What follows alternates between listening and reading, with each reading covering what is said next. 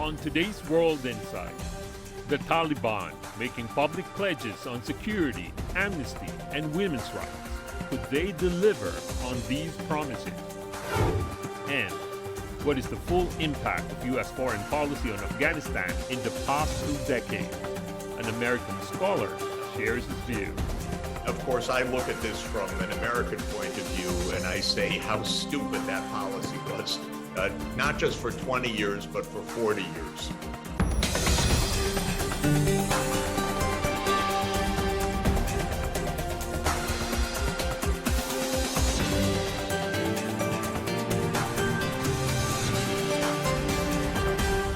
Here is our host, Tian Wei. Hello and welcome to World Insight. I'm Tian Wei. We begin with the story in Afghanistan. The Taliban have held their first official news briefing since their seizure of Kabul. The group talk about relations with other countries and the rights of women and say they don't want any internal or external enemies and intended to form an inclusive government in Afghanistan. Earlier, the Taliban declared a nationwide amnesty for all government officials and urged them to return to work on Tuesday. That's 2 days after taking control of Kabul, the last step in a lightning sweep through Afghanistan. A Taliban spokesperson said the situation was under control and law and order returned to the capital. Flights evacuating diplomats and civilians from Kabul's airport also resumed. Chaos earlier broke out in the airport when huge crowds trying to leave the country mobbed the tarmac. The Taliban said the war in Afghanistan is over and negotiations are underway for an, quote, open and, quote, inclusive Islamic government. So how is the so-called peaceful transfer of power shaping up? Would the Taliban keep its words of protecting women's rights and bring calm to the country? Let's ask our panelists.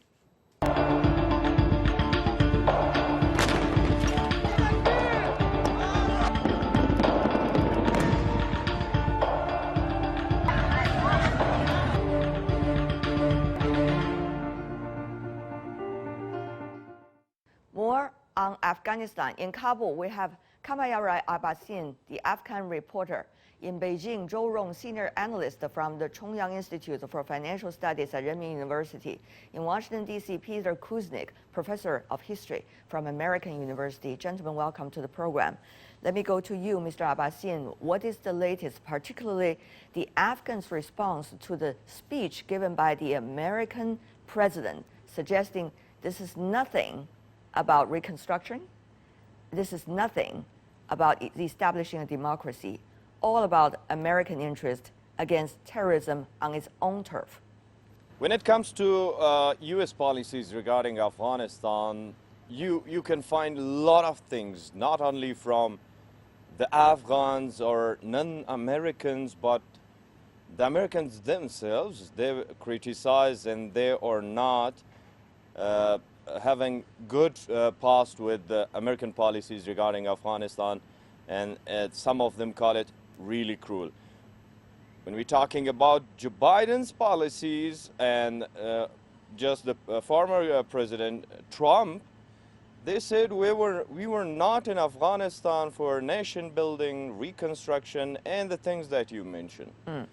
Once I was talking with an American in Kabul, and he told me, America has only interest, no heart, no emotions, and no feelings. When it comes to the interest, they can change any time. Now, do people... He told me this years ago, but I've been experiencing this. People are disgusted by whatever Joe Biden said recently, and they said he was a liar. I was talking with one of my journalist friends, and he was showing how the United States was changing its face in the comments and everything about Afghanistan. They were telling democracy, nation building and stuff, and they were, at the end they said, no, we were not here, we did whatever we wanted, and we will evacuate Afghanistan. And they reached an agreement with the Taliban, and that's it. So there is much more criticism and anger upon Joe Biden and his administration. Professor Kuznick, you're based in Washington, D.C. Were you surprised by the words used by the president, Joe Biden?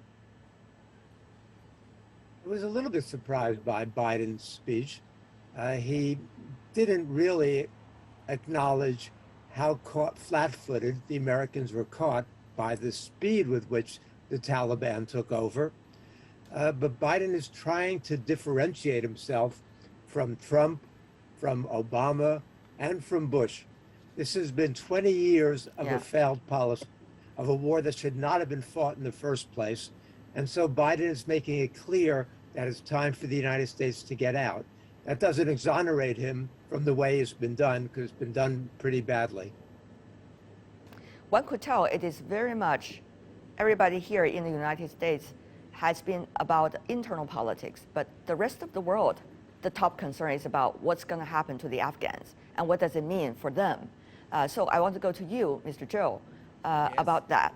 Were you surprised by the moving targets and now the U.S. bluntness delivered by the president about this is nothing about Afghanistan, but about America alone? I'm saying that it is irresponsible for President Biden just made a speech.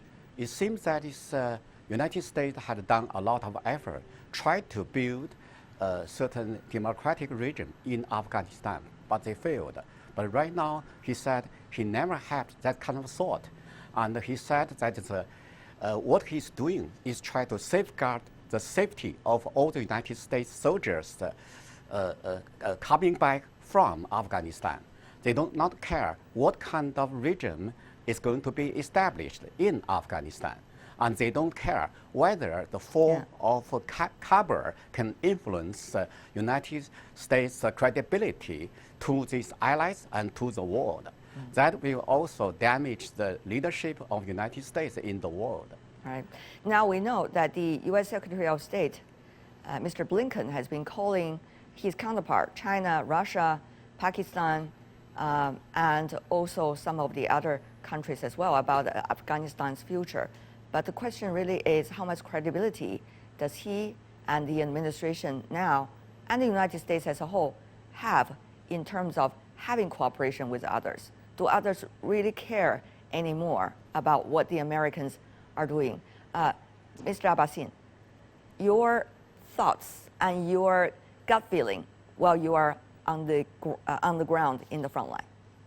Well, things change, and Afghan minds that was clear and very sound that one day the Americans plus NATO will leave Afghanistan, and there will be the situation that we have been witnessing at the moment, and that was what happening.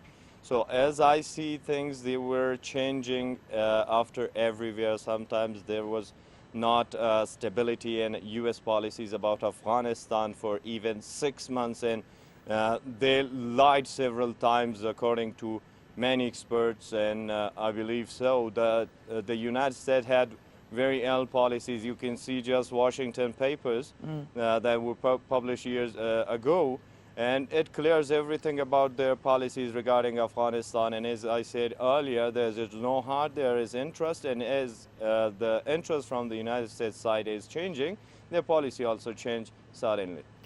Mr. Zhou, yes. The question really is, on the one hand, how relevant is the United States anymore on the issue of keeping peace and stability in Afghanistan, and how much trust the people have about it?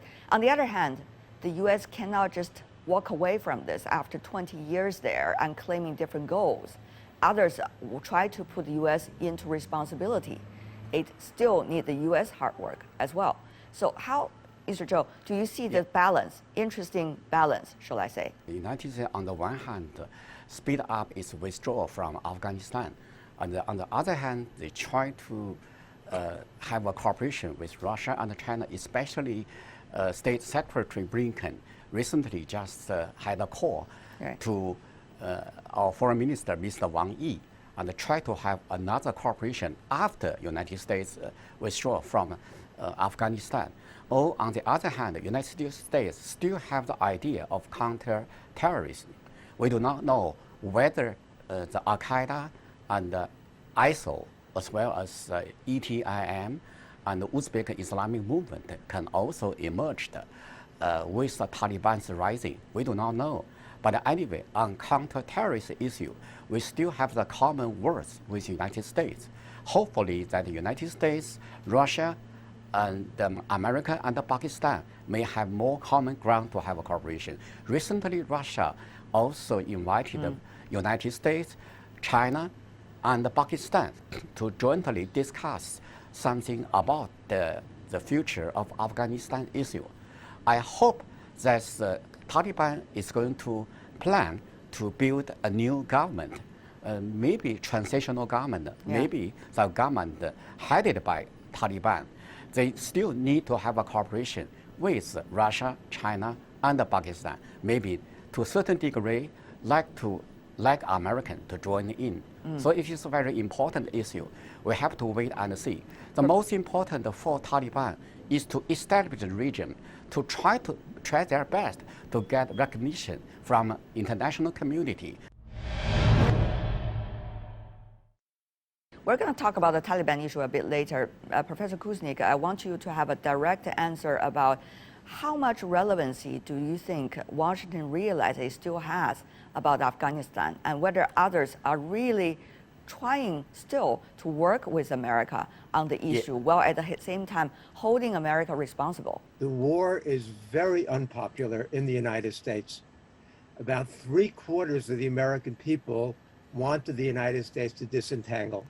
The United States has been involved there for 20 years, the longest war in American history. Yeah, I know that, but Professor Kuznick, I want to, not necessarily from a U.S.-centered answer. I really want to know, foreign policy-wise, how much relevancy do you think Washington realized it still has in terms of decisions related to Afghanistan? Well, also understand that others try to nail down Washington for the responsibilities it still needs to hold, not just to wash the hands, walk away, and do whatever it enjoys. Professor Kuznick. Washington bears a lot of responsibility, and I think that the Biden administration will exercise that responsibility in a limited way.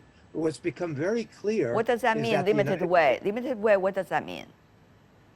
That means the United States is going to have to work with partners, that the United States is not going to be able to do it alone. This whole era of unilateralism and unipolarity is no longer existing. As we saw in the meetings in Anchorage and the meetings between Biden and Putin, the United States cannot act unilaterally anymore in an effective way.